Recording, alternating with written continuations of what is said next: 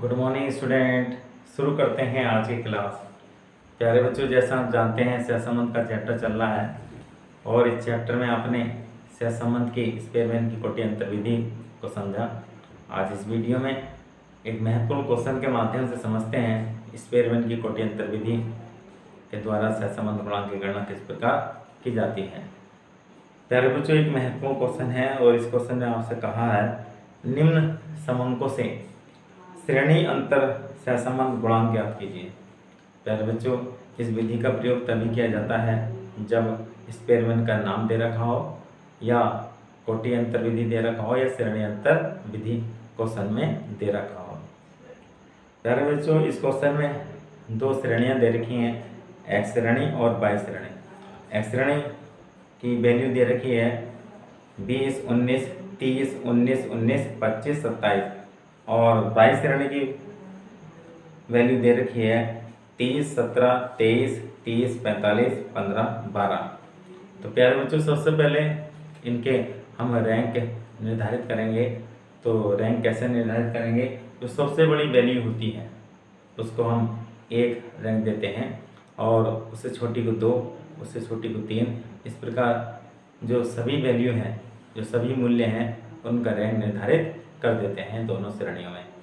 और यदि कोई वैल्यू 1 से अधिक बार आई है तो उन्हें समान रैंक देते हैं और जो समान रैंक इनके औसत के आधार पर निकाले जाते हैं। यार बच्चों, सबसे पहले एक्स श्रेणी की वैल्यू लिखिए 20, 19, 30, 19, 19, 25, 27। अब एक्स श्रेणी के रैंक हम निर्धारित करेंगे जिसे हम आर एक्स से व्यक्त करेंगे। तो आर एक्स कैसे निकालेंगे, रैंक कैसे निकालेंगे?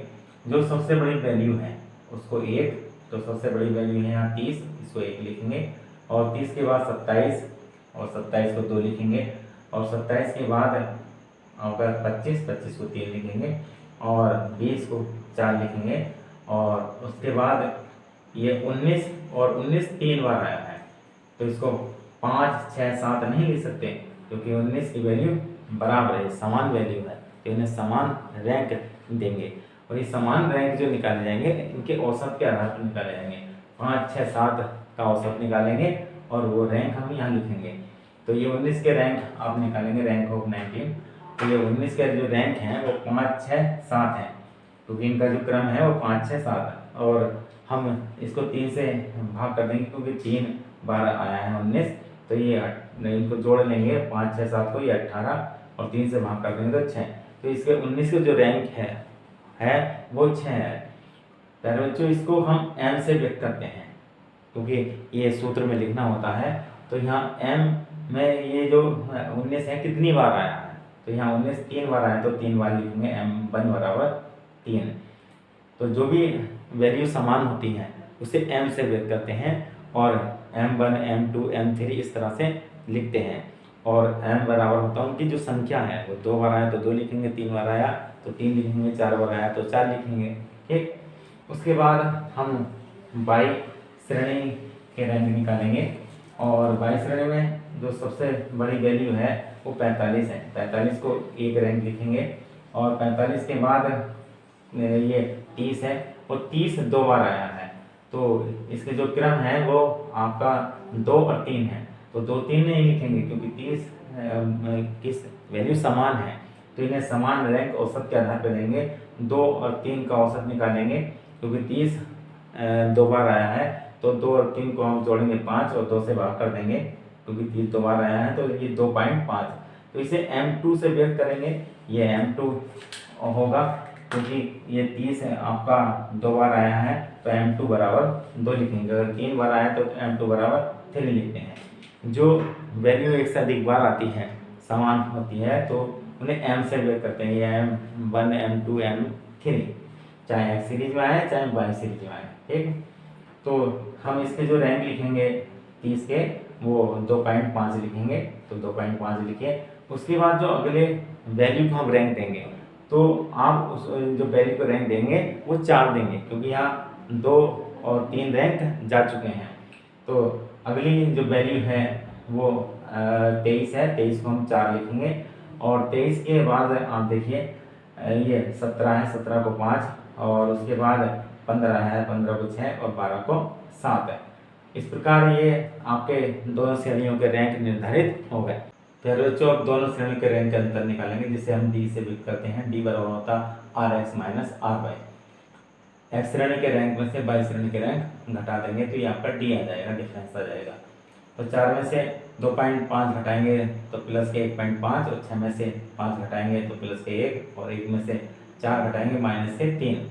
6 में से 2.5 घटाएंगे प्लस के 3.5, और 6 में से 1 घटाएंगे प्लस के 5, और 3 में से 6 घटाएंगे माइनस के 3, और 2 में से 7 घटाएंगे माइनस के 5। इसका टोटल कर लेंगे और इसका टोटल हमेशा 0 आएगा।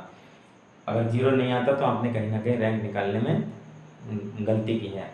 तो इसको टोटल करिए आप, और ये प्लस के अलग जोड़िए, माइनस के अलग जोड़िए। तो ये हम जोड़ेंगे तो प्लस के अलग और माइनस के अलग, तो ये 11 प्लस के हैं और 11 ही माइनस के हैं, तो इसका हमेशा टोटल 0 आता है। इसके बाद इसका स्क्वायर कर देंगे तो ये 1.5 का स्क्वायर आएगा 2.25, 1 का स्क्वायर 1, 3 का स्क्वायर 9, 3.5 का स्क्वायर 12.25, 5 का स्क्वायर 25, और 3 का स्क्वायर 9, 5 का स्क्वायर 25। इसका टोटल कर लेंगे तो ये आ जाएगा आपका 83.50।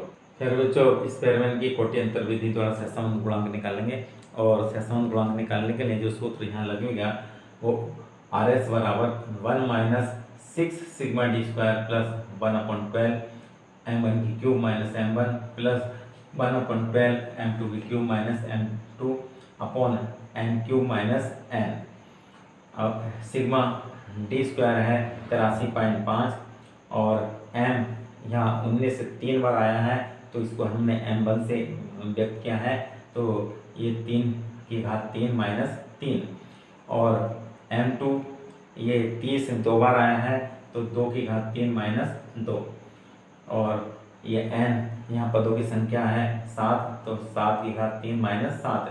इसको सॉल्व करेंगे तो ये आप 3 की घात 3 है तो ये आपका 27 आएगा, क्योंकि 3 की गुणा 3 से, और 3 से करेंगे 3 गुणा 3 गुणा 3, तो 27 आएगा। 27 में से आप 3 घटा देंगे और 12 से भाग कर देंगे, तो 27 में 3 घटाएंगे 24 से बचेंगे, और 12 से भाग कर देंगे तो ये आपका 2 आएगा।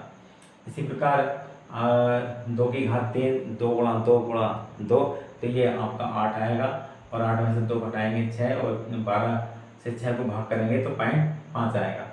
और 7 की घात 3, 7 गुणा 7, तो ये आपका 343 आएगा, और 7 घटा देंगे इसमें से तो ये 336 आएगा।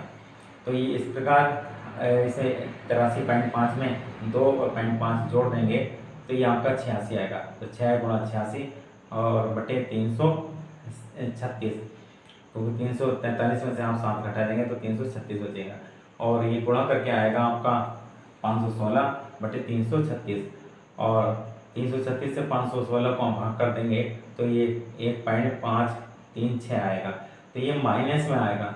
तो यहाँ सहसंबंध गुणांक ये माइनस में आएगा 0.536, क्योंकि एक में से आप घटाएंगे 1.536, तो ये आपका ऋणात्मक आएगा, निगेटिव आएगा गुणांक आर एस बराबर -0.536।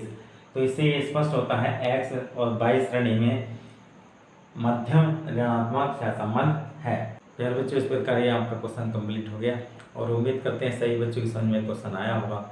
अगर कोई बात आपकी समझ में नहीं आती है तो आप कमेंट में लिख सकते हैं, आपकी हर समस्या का समाधान करने की पूरी कोशिश करेंगे।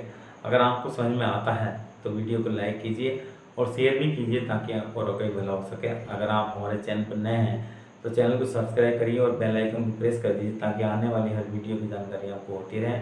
अगर आप पिछली वीडियो देखना चाहते हैं तो आप प्ले लिस्ट में जाकर आप class wise, subject wise, chapter wise, topic wise video देख सकते हैं, और कॉमर्स के हर टॉपिक को सरल व स्पष्ट शब्दों में आसानी से समझ सकते हैं। धन्यवाद।